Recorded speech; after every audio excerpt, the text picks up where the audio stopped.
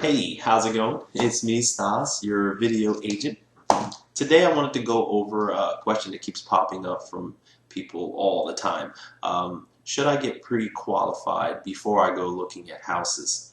The answer to that is yes. And then the question that follows that is why? Well, let me start from the beginning. The first step to purchasing a home is being pre-qualified. If you're financing, obviously, if you're paying cash, you don't need to be pre-qualified. You already probably have the funds in your bank or in your 401k, and you're looking to move that money out to purchase cash. So that's a whole different ballgame. But for those that are financing, getting pre-approved or pre-qualified rather is very essential to the process. For one, when you sit down with a mortgage broker or a lending facility of some kind, what they'll do is they'll sit down and not only go over what the price of the home you can afford, and also give you what your monthly payments would be.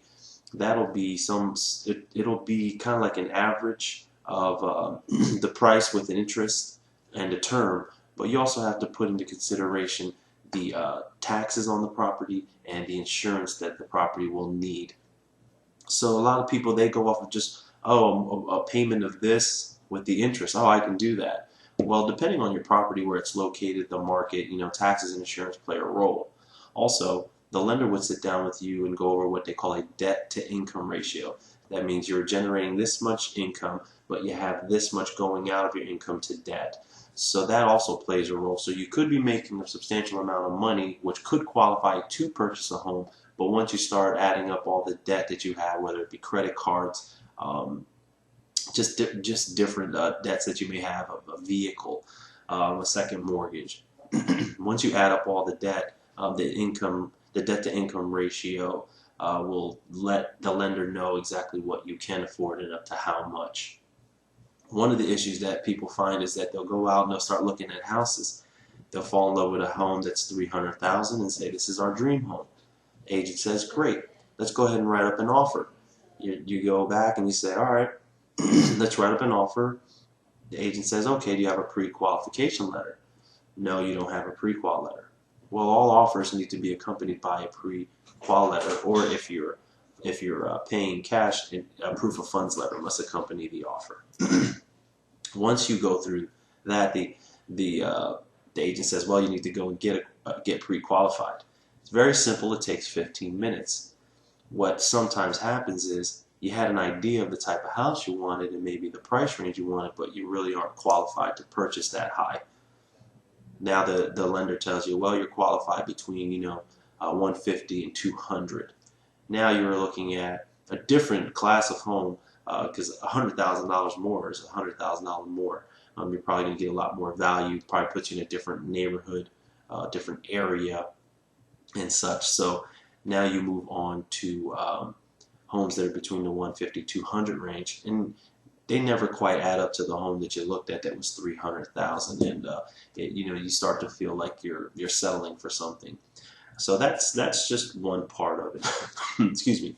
The second part is some people I've known that they say, oh, we can only afford a $100,000 home. We can't go any higher than that. And then when they sit down with a lender, the lender says, well, you actually can afford up to a $180,000 home. Well, that's $80,000 more of a budget to work with. We could look at homes up to $200,000, negotiate them down into that 180, possibly that 180 range, and now you've got more bang for your buck. It's probably going to be newer, in better shape, in a better area than you were looking for because you were settling. So it's always good to go ahead and get pre-qualified, just so you know. It also makes a big difference that if you're looking at a condo or a community that's either gated or in a deed restriction, they tend to have HOAs. HOAs, for those that aren't familiar, are homeowners associations. You actually have to pay a monthly or quarterly fee, or sometimes an annual fee, to live there. Basically, it covers amenities, gates, the roads, lights, maintenance of the grounds, common grounds, maybe mows your lawns, depending on what community you're looking at. So if there's an HOA, there you also have to add that cost into your monthly mortgage.